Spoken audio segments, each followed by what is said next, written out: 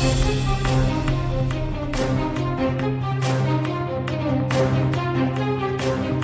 morning, good afternoon, and good evening, distinguished guests, Member of Parliament, panel speakers, and delegates.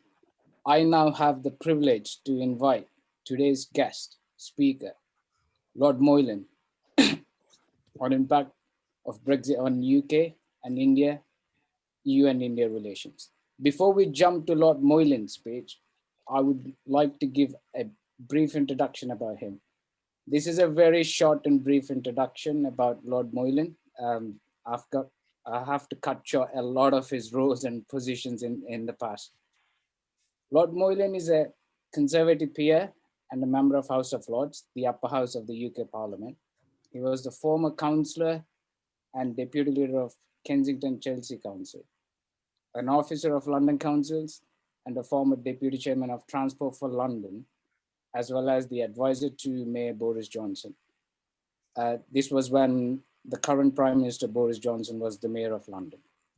He became the chairman of Tube Lines Holding Limited when it was acquired by TfL, and was later the first chairman of Crossrail to one of the Europe's largest infrastructure projects.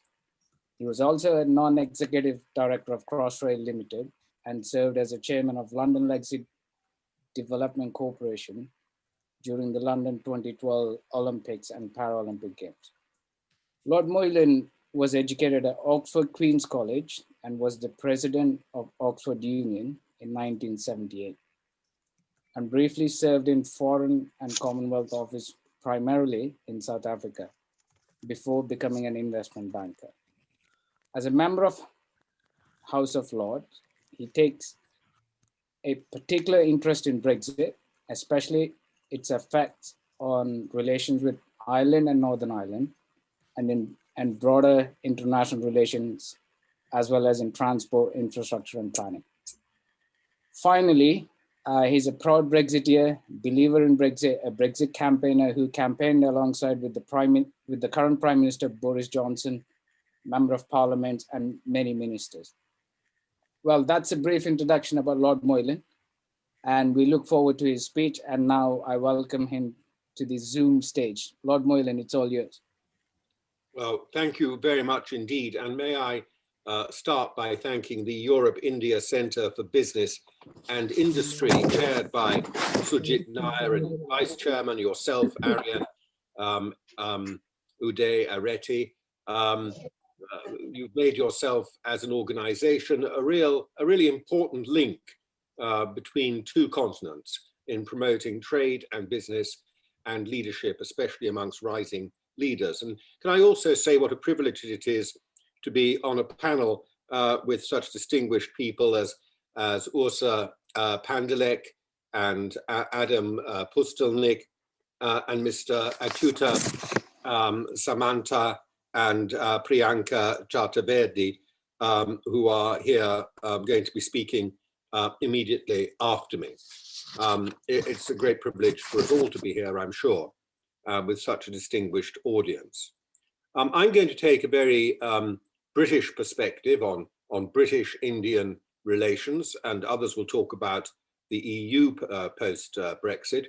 But I thought we should start with a look back very quickly over the last 70 or so years. And in that time, an independent India has made huge transformations of its agriculture. It has become an industrial superpower, and it's now one of the leading players in the tech revolution. And while retaining its national characteristics, including its hallowed democracy, India has made fantastic economic progress. I say that because it's important to remember also that the United Kingdom has changed enormously over the same period. We are a very different country from what we used to be. And those changes are often ignored by commentators. 70 years ago, we were a country focused on the extraction of natural resources with a strong manufacturing base and a society divided clearly between a large, mostly unionized industrial workforce and a small managerial class. We were subject to heavy regulation and central direction. We were also in decline. Thanks to the dramatic reorganization of the economy affected by Mrs. Thatcher, we are now an economy based much more on services, and we are more globalized, and our social divisions, or the ones we talk about, are more concerned with identity and grappling with the consequences of globalization than with class and economic standing. So Britain has changed enormously too. And that has to bring us to Brexit. I was, as Arian has said, a passionate supporter, and I remain a passionate supporter of Brexit. The first reason was to rescue our democratic self-government. That is something that Indians will be very understanding of, given the firm commitment to democracy the country has shown. The second reason is a little bit more of a gamble, but it concerns the future economic growth prospects of the EU. I want to see the EU succeed economically because that's good for the whole world, but its track record on growth and innovation is not inspiring, and its monetary arrangements are highly stressed. Of course, the EU can fix all of these things, and as I say, I hope they do, but it is possible, worth a gamble at least, that the UK can do better outside the bloc. There is a further reason of particular importance to India, and that is foreign relations. Outside of the Middle East, the key threats to democratic stability at the moment, and for some time to come, are Russia and China. The whole democratic world is agreed on this. China policy is the one thing that unites Trump and Biden, for example. But the EU is a notable outlier on this. It is cozying up to China with a new investment agreement, and Germany in particular looks very forgivingly on Russia's aberrations. The Nord Stream pipeline is a prominent example, but it is also worth looking up the history of favorable remarks about Russia made in the past by the new leader of Germany's main governing party, Armin Laschet, elected leader of Germany's Christian Democrats last weekend. So with that strategic and political background, we come to thinking about the UK's and India's view of future relations with each other. We already have a strong and growing trade relationship. In the year before the pandemic hit, bilateral trade between India and the UK grew at a vibrant 11%.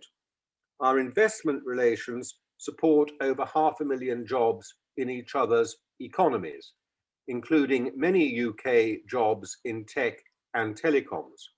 We also have a strong and well-established series of joint fora in which the two governments discuss future trade. The Joint Economic and Trade Committee at its 14th annual meeting in July 2020, attended by the Indian Minister of Railways and Commerce and Industry and the UK's Secretary of State for International Trade. The 10th India-UK Economic and Financial Dialogue took place on the 28th of October 2020. And at this meeting, the Chancellor of the Exchequer, Rishi Sunak, and the Indian Finance Minister, Nirmala Sitharaman, reached several agreements on the UK-India economic relationship. And the British Foreign and Commonwealth Secretary visited India in December.